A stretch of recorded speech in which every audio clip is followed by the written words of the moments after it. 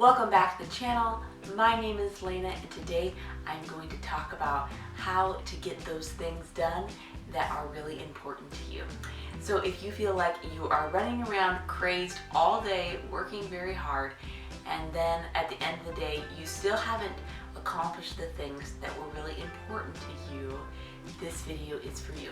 I am going to discuss how to decide what is important to you, how to have an efficient to-do list, and how to figure out what to cut out of your life. On this channel, I like to talk about money and things that can make your life at home a little bit more simple.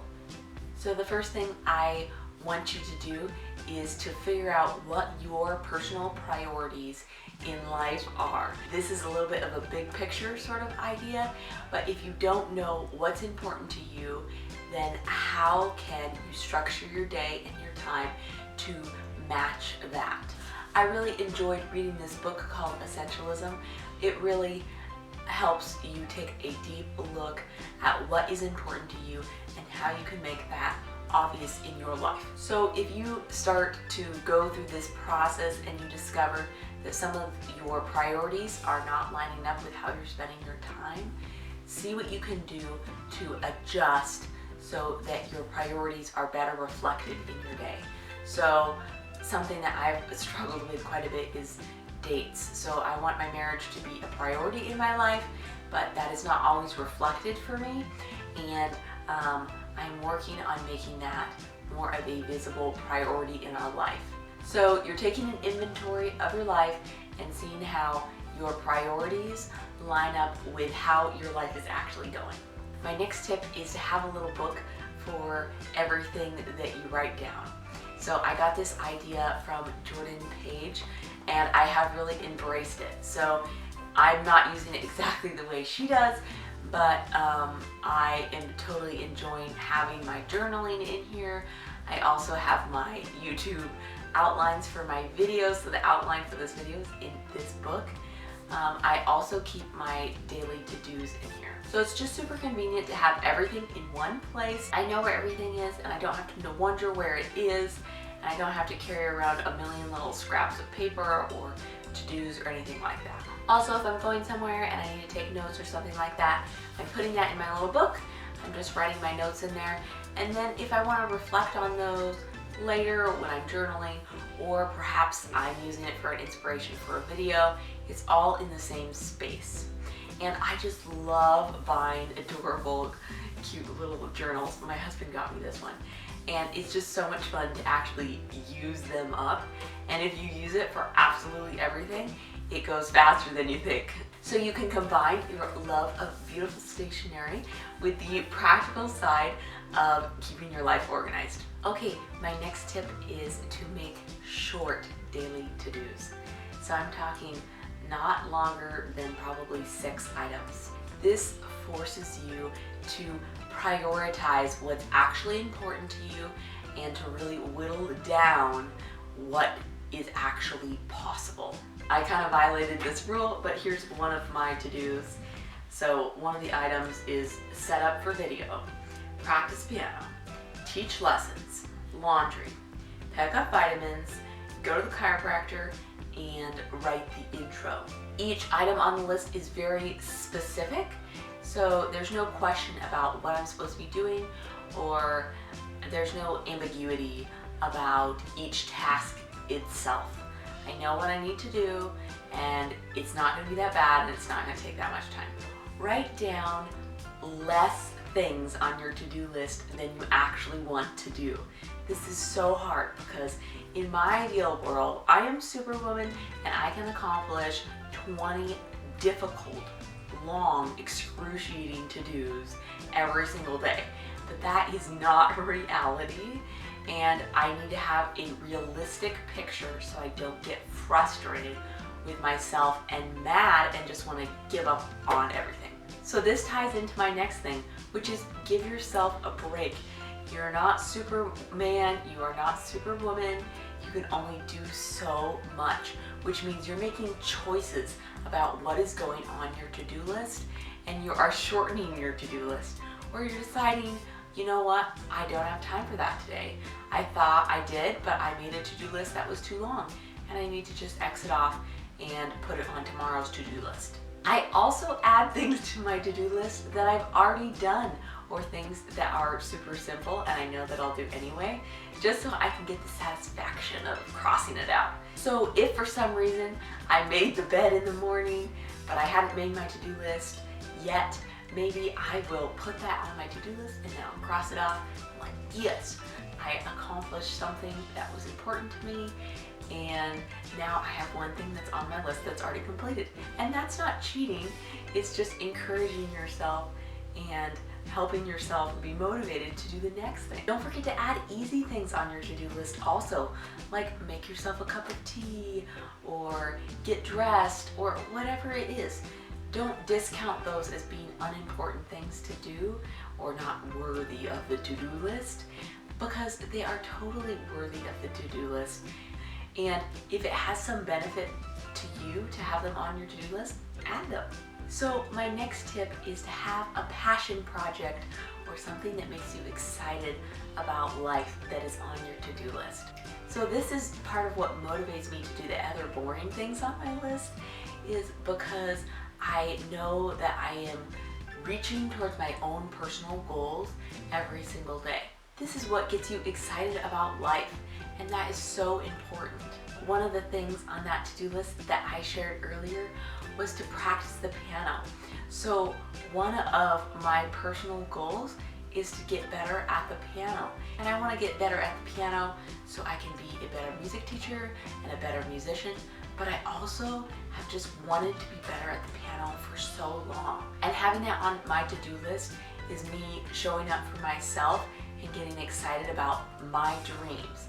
Even if it only ends up being 10 or 20 minutes, I still am moving towards one of my life dreams. Maybe your passion project is doing YouTube like me, or maybe it is working out at the gym, or maybe it's going and training for a marathon, or maybe it's working on that book that you always wanted to write.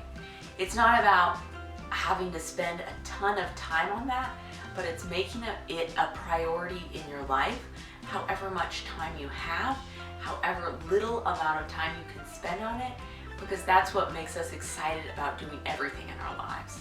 On my list, it says write the intro. So this is write the intro for one YouTube video. So I can do this task if I'm focused in about 10 minutes or less. But this is still showing up for myself, even though it's an insignificant amount of time, it makes a huge difference.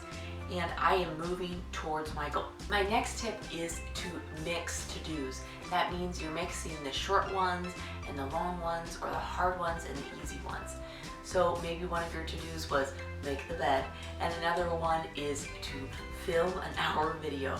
These things are super different, and we need to strategize about how we could actually get those things done in one day. This is a mistake I make all the time, because I just get overly ambitious about what I can do, and I write on my list, paint the house, deep clean the bathroom, polish all the cabinets, ridiculous things that there's no way that I can do while doing all the other things that I need to get done. So this means that you're being realistic about, oh, this is a long task and I only get one of those a day. There are a ton of tips like that in this Eat the Frog book, and they can help you prioritize your list and decide what sorts of things you are doing with your list. And in a way, that book is a little bit overwhelming because they have so many ideas. So just thinking about one or two things at a time can really help you improve your productivity. So going back to that to-do list that I was talking about before, I've got some longer things like practice the piano, and then I have some shorter things like start the load of laundry, and then I also have set up for a video, and that's kind of a longer thing. But you know, we're kind of sprinkling in some short things with some long things, or like picking up the vitamins. That's not really a very hard task for me, and it's not very mentally taxing, but writing an intro for a video, that totally wears me out. So there's a little bit of both of those things on my list so that I don't get too overwhelmed and want to give up. my next tip is to realize that productivity is not the end-all, be-all of life. And this is so hard for me to accept. I am a highly motivated, hardworking, goal-oriented type of person, but sometimes I need to sit back and realize that it's okay that everything didn't get done, and also sitting outside and enjoying time, looking at the sky or playing with my son is also highly productive and fulfilling. So it's so hard for me to balance that productivity in my life with the what things are essential to me, what are my priorities. So if one of my priorities is to stay happy and healthy, so that we can spend less money on healthcare and I can enjoy a better quality of life, I need to take those resting times seriously and not brush them off because I could complete another task. So just be thinking about that if you are a workaholic like me, that working really hard for extended periods of time definitely has consequences. That goes along with my next point, is about looking around and seeing how can I cut things out that are less important to me, and how can I be strategic about the things that just have to get done anyway. So for me, this means that we have decided that we will pick up the house at the end of the day right before bedtime so that the house is clean in the morning. But that means I am not spending all day picking up the house or randomly tidying things up, because I've decided that I do not have the time to spend doing that because I have other priorities. So I'm letting the mess go all day because I know we have a designated time when we are planning to make the house less of a wreck. For you, maybe this means you're cooking meals in big batches so that you don't have to cook every night. I'm always looking for ways about how I can cut down on the time that I have to spend doing things that I don't like laundry or cooking or cleaning, stuff like that. How can I do that less or do it in a more efficient way so that I don't spend as much time doing it? For me, this means we don't fold our laundry, and maybe that is just crazy to you, and it does mean that our drawers are messy. We do hang up some things, but all my son's clothes, they're just thrown into his drawer. They are sorted because the time that it would take me, I would much rather be spending that on something else. So it's a choice I'm making. How can I cut down on this time so I can spend less time doing things that I don't want to? And how can I repurpose that time to do things that are actually important to me? If we can start to cram down some of those essentials into taking less time, we can make time for things that are actually a priority to us. Let me know down in the comments, how do you stay productive and what are your tricks? Like this video for the YouTube algorithm, it really helps me out. Subscribe to my channel so you don't miss any uploads, and I can't wait to see you in the next one. Bye for now.